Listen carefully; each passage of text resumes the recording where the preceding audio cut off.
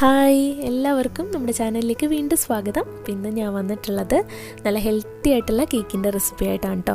അപ്പോൾ ഒരുപാട് പേര് കേക്ക് റെസിപ്പീസൊക്കെ ഇടുമ്പോൾ താഴെ കമൻറ്റ് ചെയ്യാറുണ്ട്, ബേക്കിംഗ് പൗഡറും ബേക്കിംഗ് സോഡയും ഒന്നും ചേർക്കാതെ കേക്ക് ഉണ്ടാക്കാൻ പറ്റുമെന്ന്. അപ്പോൾ അങ്ങനത്തെ ഒരു റെസിപ്പി ആയിട്ടാണ് കേട്ടോ ഇന്ന് വന്നിട്ടുള്ളത്. എസ്പെഷ്യലി കുട്ടികൾക്ക് വേണ്ടിയിട്ടാണ്, അവർക്ക് ഹെൽത്തി ആയിട്ട് നമുക്ക് തയ്യാറാക്കി കൊടുക്കാൻ പറ്റുന്ന ഒരു കേക്കാണിത്. അപ്പോൾ നമുക്ക് വേഗം തന്നെ വീഡിയോയിലോട്ട് പോകാം, എങ്ങനെ തയ്യാറാക്കുന്നതെന്ന് നോക്കാം.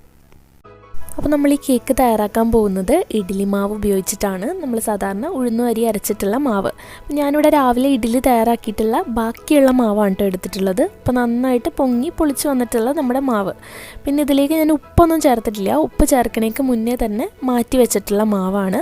ഒരു 1.5 കപ്പ് മാവ് ഇവിടെ എടുത്തിട്ടുണ്ട്. പിന്നെ മാവ് എടുക്കുമ്പോൾ ശ്രദ്ധിക്കേണ്ട ഒരു കാര്യം, കുറച്ച് കട്ടിയിൽ തന്നെയുള്ള, നമ്മൾ ഇഡ്ഡലിക്കൊക്കെ പരുവത്തിന് അരക്കുന്ന കുറച്ച് കട്ടിയിലുള്ള മാവാണ് നല്ലത്. ഒരുപാട് ലൂസായിട്ട് പോകണ്ട കാര്യം, അല്ലെങ്കിൽ നമ്മൾ ബാക്കി കാര്യങ്ങളൊക്കെ ചേർക്കുമ്പോൾ ഒത്തിരി ലൂസാവും. അപ്പോൾ കുറച്ച് കട്ടിയിലുള്ള 1.5 കപ്പ് ഇഡ്ഡലി മാവ് എടുത്തിട്ടുണ്ട്. ഇനി ഇതിൻ്റെ കൂടെ നമുക്ക് ഒരു 1/4 കപ്പ് റവ കൂടെ ചേർക്കുന്നുണ്ട്. ആ ഒരു ടെക്സ്ചർ ഒന്ന് കറക്റ്റായിട്ട് കിട്ടാൻ വേണ്ടിയിട്ടാണ്. അപ്പോൾ ഒരു 1/4 കപ്പ് റവ ചേർക്കുക.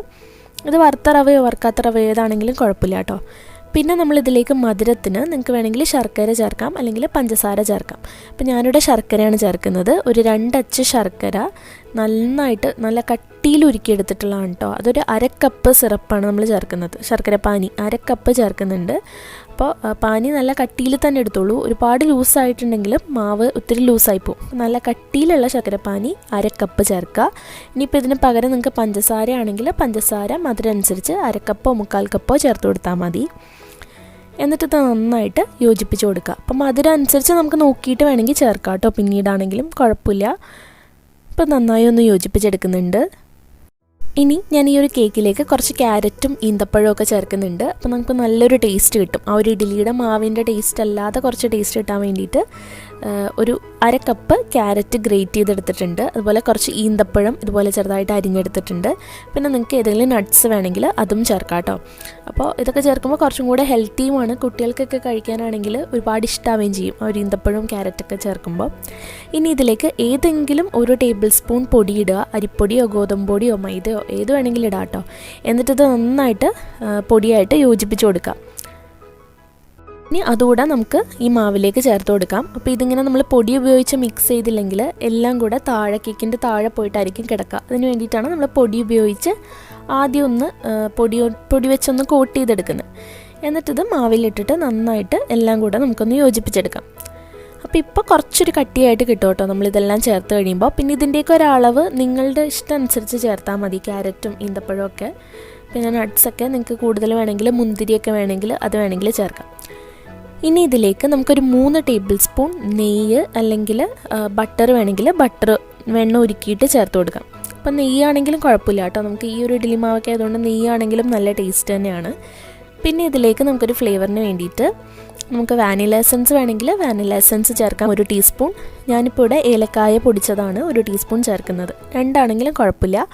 അപ്പോൾ ആ ഒരു ഉഴുന്നിൻ്റെയൊക്കെ ഒരു ടേസ്റ്റ് ഒന്ന് മാറി കിട്ടാൻ വേണ്ടിയിട്ടാണ് നമ്മളിതൊക്കെ ചേർക്കുന്നത്. അതുകൂടെ ചേർത്തിട്ട് നന്നായിട്ട് നമ്മുടെ മാവോടെ യോജിപ്പിച്ചെടുത്തിട്ടുണ്ട്. പിന്നെ ഞാനിതിലേക്ക് ഒരു നുള്ളു ഉപ്പ് കൂടെ ചേർത്തായിരുന്നു കേട്ടോ, അത് കാണിക്കാൻ വിട്ടുപോയി, നമ്മുടെ മധുരം ഒന്ന് ബാലൻസ് ചെയ്യാൻ വേണ്ടിയിട്ട്. ഇനി നമുക്ക് കേക്ക് ടിൻ റെഡിയാക്കിയിട്ടെടുക്കാം. ഞാനിവിടെ ഇതുപോലൊരു കേക്ക് ടിൻ എടുത്തിട്ടുണ്ട്. അതിൽ നന്നായിട്ട് എണ്ണ തടവി കൊടുക്കുക. എന്നിട്ട് ഒന്നെങ്കിൽ ബട്ടർ പേപ്പർ വെച്ച് കൊടുക്കാം, അല്ലെങ്കിൽ കുറച്ച് പൊടി ഇട്ടിട്ട് ഒന്ന് തട്ടി കൊടുത്താലും മതി. എന്നിട്ട് അതുപോലെ നമുക്ക് കേക്ക് ടിന്നൊന്ന് സെറ്റ് ചെയ്തിട്ടെടുക്കാം. ഇപ്പോൾ കേക്ക് ടിന്നൊന്നും ഇല്ലെങ്കിൽ നമുക്ക് സ്റ്റീൽ പാത്രത്തിൽ വേണമെങ്കിലും ചെയ്യാം കേട്ടോ. നന്നായിട്ട് ഇതുപോലെ ഗ്രീസ് ചെയ്താൽ മതി. ഇപ്പോൾ നമ്മുടെ മാവ് ഇതുപോലെയാണ് ഉള്ളത്. ഞാൻ മധുരമൊക്കെ നോക്കിയപ്പോൾ അത്യാവശ്യം നല്ല മധുരമുണ്ട്. നിങ്ങൾ ഈ ഒരു സമയത്ത് മധുരമൊക്കെ നോക്കിയിട്ട് ആവശ്യമുണ്ടെങ്കിൽ ചേർത്ത് കൊടുക്കാവുന്നതാണ്. ശർക്കരയോ പഞ്ചസാരയോ എന്താണെന്ന് വെച്ചാൽ. പഞ്ചസാര ചേർക്കുമ്പോൾ പൊടിച്ച് ചേർത്ത് കൊടുത്താൽ മതി. ഇനി നമുക്ക് കേക്കിൻ്റെ ഈ ഒരു ബാറ്റർ നമുക്ക് കേക്ക് ടിന്നിലേക്ക് ഒഴിച്ചു കൊടുക്കാം. അപ്പോൾ നമ്മൾ ഇതിനകത്ത് ബേക്കിംഗ് പൗഡറോ സോഡയോ ഒന്നും ചേർത്തിട്ടില്ല കേട്ടോ. അപ്പോൾ നമ്മൾ ഈ ഉഴുന്നിൻ്റെ ആ ഒരു ഇത് കൊണ്ടിട്ടാണ്, നമ്മുടെ ഈ മാവ് ഓൾറെഡി പൊളിച്ചിട്ടുള്ള മാവല്ലേ, അത് വെച്ചിട്ടാണ് നമ്മുടെ ഈ കേക്ക് പൊങ്ങി വരിക. ഇനി നമുക്ക് ഈ കേക്കിൻ്റെ ടിൻ 2 തവണ ഒന്ന് ടാപ്പ് ചെയ്ത് കൊടുക്കാം. ഇതിൽ എയർ ബബിൾസ് ഒക്കെ പോകാൻ വേണ്ടിയിട്ടാണ്. എന്നിട്ട് ഞാനിതിൻ്റെ മുകളിലായിട്ട് കുറച്ച് നട്ട്സ് ഒന്ന് ഇട്ട് കൊടുക്കുന്നുണ്ട്.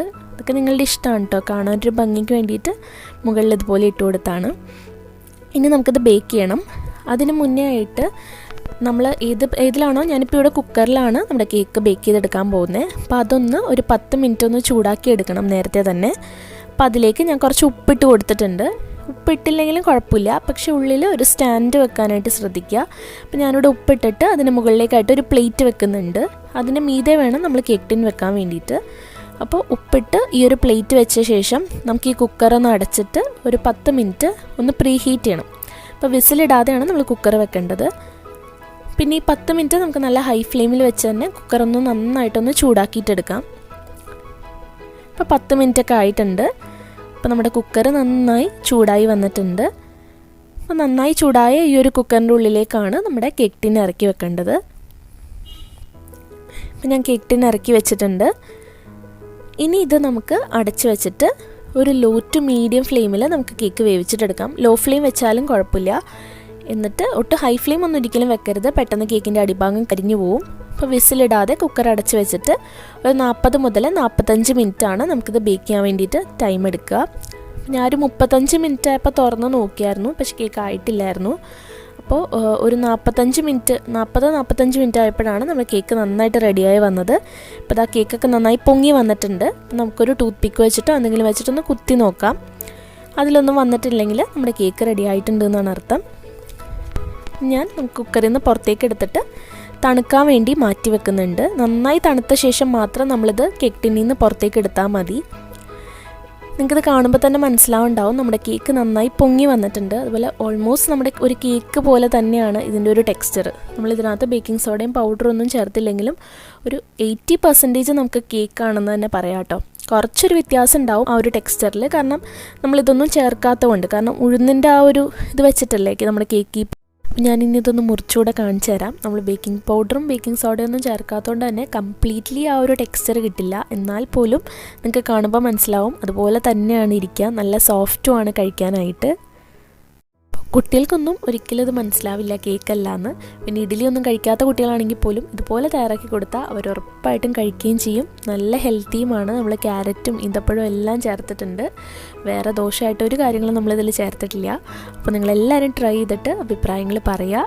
നമ്മുടെ വീഡിയോ ഇഷ്ടമായിട്ടുണ്ടെങ്കിൽ ചാനൽ ഇതുവരെ സബ്സ്ക്രൈബ് ചെയ്തിട്ടില്ലെങ്കിൽ താഴെ കാണുന്ന സബ്സ്ക്രൈബ് ബട്ടൺ പ്രസ് ചെയ്തിട്ട് ഒന്ന് സബ്സ്ക്രൈബ് കൂടെ ചെയ്യുക. നെക്സ്റ്റ് വീഡിയോയിൽ കാണാം. താങ്ക്